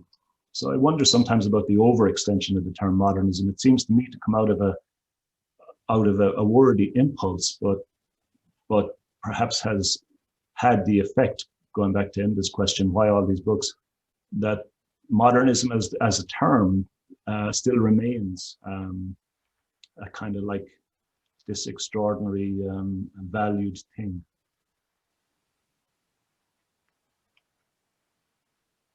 Yeah, could I come in there? Certainly. Yeah. Sure. Yeah, well, I completely agree with all that. I should say that I was asked by my publisher at EUP to write this volume called Irish Modernism. And I think that's revealing, because modernism is a preferred term for publishers. I mean, it's a marketing term. And I think it makes less and less sense as a critical category. I hope I conveyed something of that, because I do feel very uncomfortable about the term. And if I'd had my druthers, I would have called the book something else. Just because I do think that modernism is overvalued, and part of the reason for shaking up the canon, bringing in people like Elizabeth Bowen, who she's sort of modernist, but she's sort of not modernist too. I mean, she's a realist novelist, and many other writers too, who've just been completely overshadowed by this fetishization of modernism, actually. So I think that the overvaluation of Joycean modernism has meant that a lot of talent has been obscured. I also find that it persists. I mean, sorry to be to name names, but the Bixby and Castle book on Irish modernism includes only one chapter on a woman novelist, Kate O'Brien, and only 6 of the 23 contributors, 23 I think, are women. So plus ça change, it just goes on and on. Well, with three women editors, your own volume will go some way to counteract that bias. Emilie, yes? Can I just say, I think Irish studies has been much more diligent and scrupulous than other fields in terms of acknowledging, the distinctions between modernism and realism. I haven't seen those scruples elsewhere in other fields, and I think it's kind of become established that realist works that have nothing experimental about them do tend to be described quite widely as modernist if they were produced sometimes circa 1920. I like John Greeny's question very much. Can Irish modernism as a phenomenon and or a mode of narration survive or thrive beyond their Yeats-Beckett, Joyce-Beckett centre? I guess I do think that there's a shift in terms of how the history of Irish modernism is being narrated, and there is a shift in terms of the acceptance that surrounds the term Irish modernism now. You know, I think it's happened probably in the past 5 years or 6 years or something like that. It's no longer something one has to fight for quite as much. I look forward to seeing a book on Irish modernism that doesn't have a Yeats, Joyce, Beckett chapter, either of those placed exactly at the place where you would expect it. And I do hope that it will happen, but it might take a while. Yeah.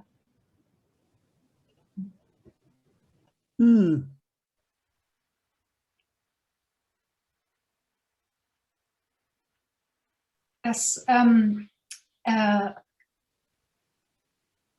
Liam Harrison has a question about contemporary cultural forms that are proving to be disruptive under some of the terms mapped out. I wonder if anyone would have any response to that. Liam suggests that a few have already been touched on. I'm not quite sure specifically what that refers to, whether it's aspects of contemporary writing. I suppose sometimes we talk about a resurgence of modernism in contemporary Irish writing. I don't know if that's the kind of writing that, say, Enda was kind of looking for in relation to dealing with the new situation of Ireland in the global economy as tax haven. I suppose one of the reasons also why Irish realism has to be taken so seriously is that we all know that so much of Irish social critique since independence was produced in realist modes, whether from Edna O'Brien, John McGahern, Patrick Kavanagh, all the rest of it. So in a way, I suppose the social importance of realism maybe was something you couldn't get beyond in Ireland, although there is also an urge to call all of those writers modernists in some way, which is maybe bearing out that persisting valorization of the term.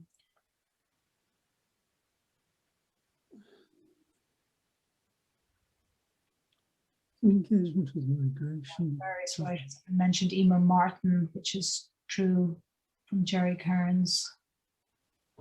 It's so frustrating that we can't hear from our attendees. Yes, it's a strange.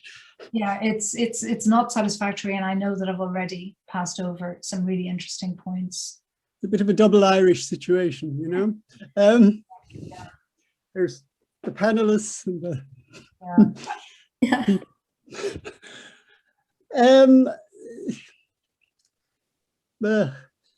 Yeah, going back to Catherine Morris's question about 2004 and the citizen referendum and so on. I mean, that's a very important question about Europe and the European Union as well in Irish economic life and in Irish cultural life, which is something that maybe is underexplored, that, you know, in relation to migration, in relation to so many other issues, you know, it's a question of European realities and policies that are very important to consider. You know, one detail or one thing that struck me in the last few years is that, how would I put it? What would be really interesting to explore would be the analogies and comparisons between the first half of the Irish literary, you know, whatever we call it, modernist revival, and what was happening around the whole margins of Europe.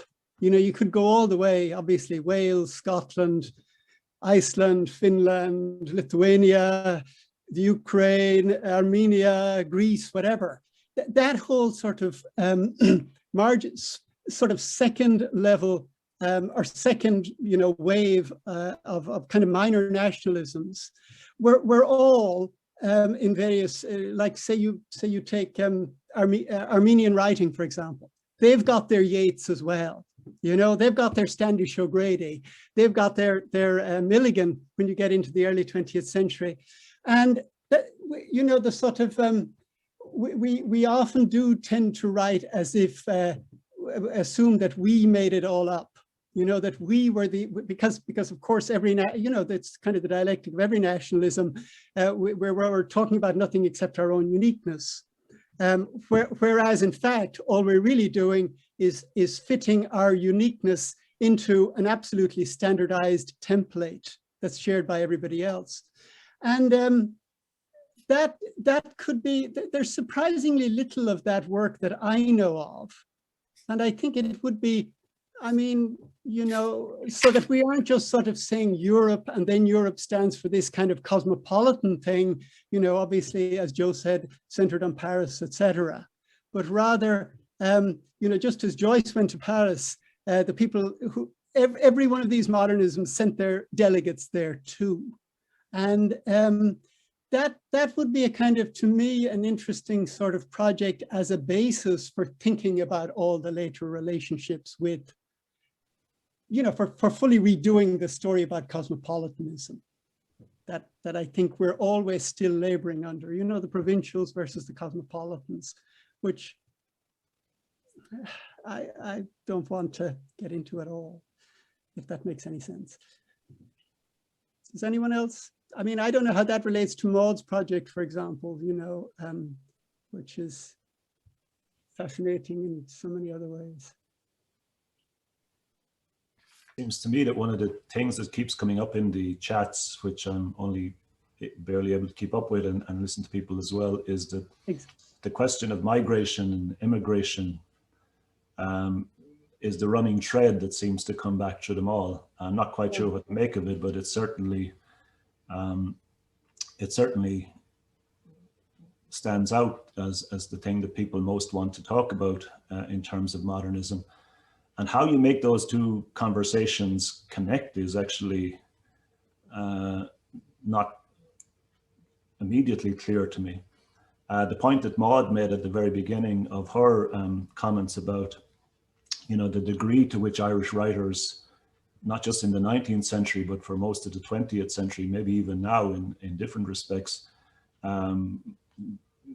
lived most of their professional lives and did most of their work overseas, was a point that already agitated no less than Daniel Corkery in Sing and Anglo-Irish Literature. In the very first chapter of that, he talks about, the absentee writers, and he gives off a big long list of all of the famous writers, including many of those that Maud mentioned, who were overseas.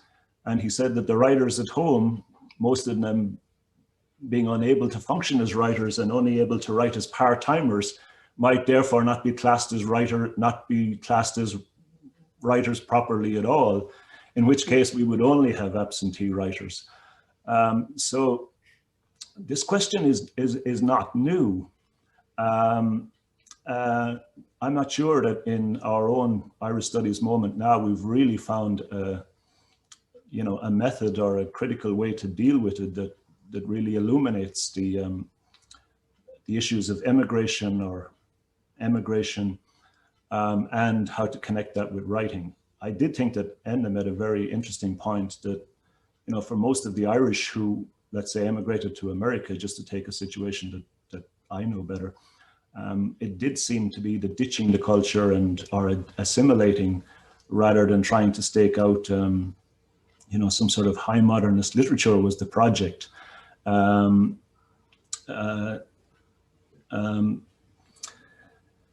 In some respects, one of the things you can't not notice about what was the canon, even an expanded canon of Irish modernism, is how Protestant it was. How many of the major figures, with the exception of Joyce, came from an Irish Protestant background, and came from a kind of professional or clerical background where there was a certain kind of cultural capital. And that's another reason I would have for not wanting, while, you know, thinking that the word modernism is one that we certainly shouldn't bin or shouldn't attend to. A great deal of valuable scholarship has been done on it, for one thing. But to overextend it and to make it the only interesting thing in any culture seems to me to be a category mistake. What else? I wonder what effect that might have on the teaching of Irish literature internationally. You've all had very extensive experience of teaching authors who in some case might happen to be Irish or Irish American or Anglo-Irish or whatever the case might be. I wonder, I mean, again, this is not just a narrowly kind of identity-based point, I hope. It's not that it's clear that Ireland has at some moments had a kind of outsized cultural importance. That doesn't mean that, you know, claim it forever or demand it, or that that's simply the way things should be. Students and departments might have other completely legitimate priorities. But I'm wondering, in a general sense, based on your experiences, especially in the Anglophone world, but also beyond that, whether you think, you know, what the current standing or prospects of Irish literary studies. If I'm asking on behalf of anyone, it's not the writers or the critics, it's maybe the graduate students or the people who might be thinking of, you know, proposing doctorates on Irish modernism or other Irish studies topics. How do you think that's going to evolve in the next little while? Was it just a moment in the 90s and afterwards where, because of Irish American factors and because of Northern Ireland and because of lots of other reasons, Irish critical work had a moment the way we can say that Irish aesthetic modernism had a moment decades earlier? It wasn't as big a moment, obviously, the critical moment, but will that persist or will that change entirely because of new critical priorities, do you think? I think it's also, if I can speak, can you hear me? Yes. Yeah. Yeah, I think it's also just hiring priorities in American universities, and Irish studies is definitely not high on that list. I mean, this year, in fact, I have to go in just a second to welcome our new cohort of graduate students in Black Studies, and that is a field that's building in various places, including our institution. So I think Irish studies has been, I mean, it was never a major field in the American Academy, but I think it did have its moment when it became annexed to postcolonial studies. And now I think it is at graduate level on the wane. There's a tremendous amount of interest at the undergraduate level, which has something to do with emigration and nostalgia. But we haven't actually admitted anyone in Irish studies for some time in University of Chicago. No, exactly. I don't know how does Joe, do you find that? I mean, yes.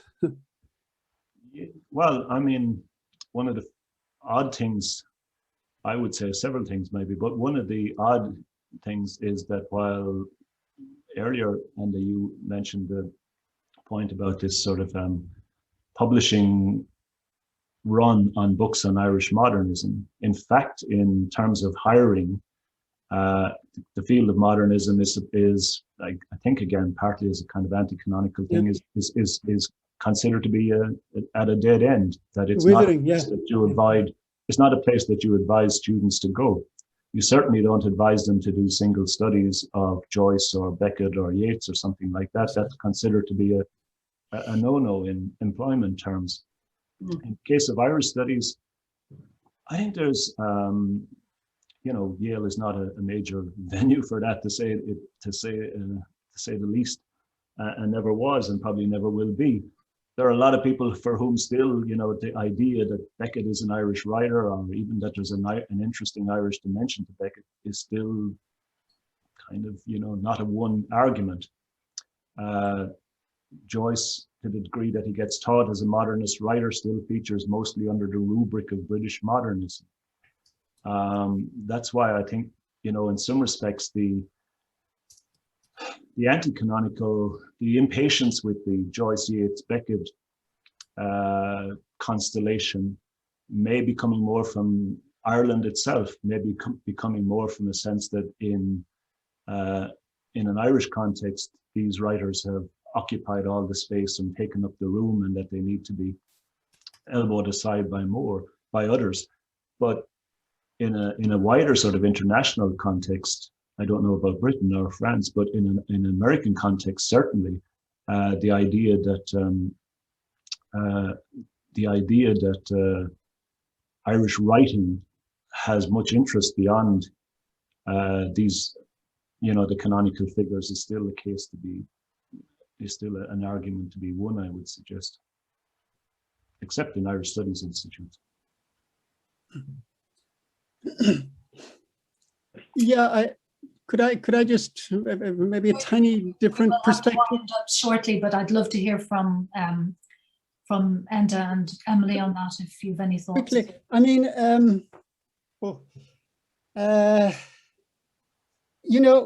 mean, looking back over the last, say, 20 years, I sort of expected there to be this vast, that in a way, what used to be modernist studies, which indeed was a sort of a marketing thing by ourselves and publishers, would sort of devolve into globalist, post-colonial studies.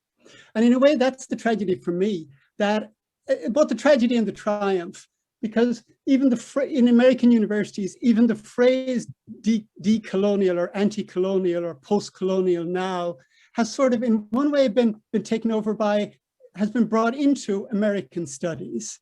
In other words, we decolonize everything now, okay? Within, it's decolonizing the English department or whatever, which is, of course, in one way a great victory. People are thinking like that.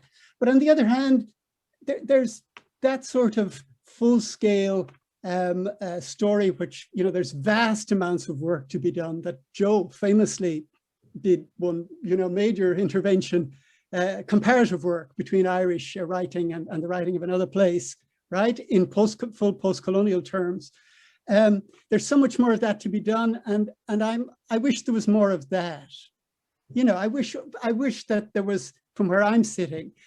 But at the same time, I do think that if we kind of foster it a bit, we can interest both undergrads and grad students in some of the things we're talking about.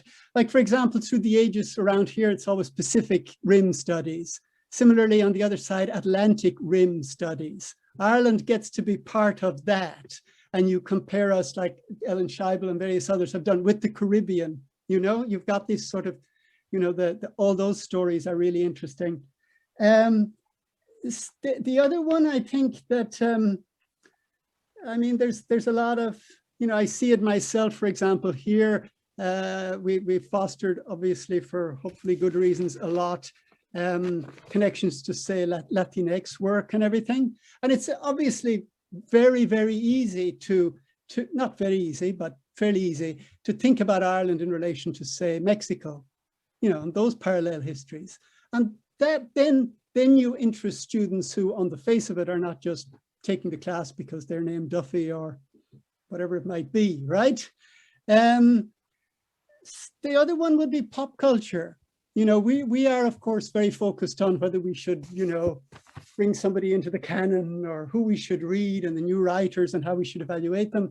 But for students, undergrad and grad, that's how they know Ireland, and that's kind of Ireland's soft cultural power. They've seen Derry Girls or whatever it is, and I think that Irish, there's a lot to be said there about the power of Irish pop culture as well as high culture, and the relationship between the two of them in Ireland, if they're two different things, is perhaps much more interesting and fluid in Ireland than it is in various other places. It's, the flows are very interesting in relation to Ireland there, perhaps more so than, that was fascinating, Emilie, when you brought up the the Woolworth Yeats, right? That was, as you might say, classic, because that's you know, a node of that I see my students, you know, they would get that, I think, and that's something for us to be very interested in and proud of, you know, right? But obviously for me, just to say, the great topic might be immigration. And I assure you, in the US anyway, but of course all over the world, you know, the flows of people are increasing everywhere, right? Obviously Ireland is pretty late at the game, but people everywhere are interested in that. Both even the most reactionary Americans, but also if you're talking about Americans, every kid, every child, every student has that story in their background at some point, and they're intrigued. And the Irish we have an awful lot to talk about there, in fact, despite perhaps the silence of, I don't know, the writers who never got to write or something. I wonder, Emilie, if you'd like to respond to those general observations about the field of Irish writing, just by way of conclusion. It's all order. And from a kind of UK perspective, perhaps. Yeah, I mean, there is still a steady trickle, but it's not, you know, an explosion of interest. I guess the thing that has shifted really in the past few years is that students are more politicized, they're less inclined to think of history of literature as something that just develops in a vacuum. I mean, obviously, you know, it's a similar situation with Irish literature as in the US, with it being often part of survey courses on British literature. But yeah, I guess, I mean, there's a broader issue generally with, you know, hiring practices in relation to modernist studies. I mean, there are plenty of people out there who are struggling to find a post, and yeah, I guess that is kind of affecting the number of people who are, you know, going in that direction in ways that, you know, are new. But I do think that there is, I mean, it seems to me that the future is comparative, you know, as Enda was suggesting, and that the future has to do with thinking about questions of migration from a slightly different perspective. The great tragedy, of course, is that there is relatively little by way of, you know, thorough and persuasive theoretical work on exile, emigration, and so on. It seems to me to be vastly under theorized, and the books that have been written were translated, you know, a long time after their initial publication and so on. So there is that problem. But I guess I think in light of that, though, with Irish studies, so much spade work has already been done. That is a great strength, you know, that one that other fields don't really have. And I guess I will finish here because I need to go. Yes, we're way out of time. I would like to thank all the contributors once again. We're really hugely grateful, and also to Maud, who had to leave, and especially for all of you who rose early and have a day's work ahead of you at this point. I'd like to remind everybody, and I want to thank all our everybody who listened in today, and to apologize to those many people whose questions and observations I didn't get a proper chance to look at. At least I have a record of them. I'll read them right now. But my apologies to everybody. It would have been much better to have had a more open conversation. I'd remind everybody as well that there will be another seminar on the 15th of April on the topic of Irish postcolonial criticism, legacies and agendas. So do please consider joining us again for that. Yes. Thank you. Thank you. Thank you, Emer. Thanks, Emilie.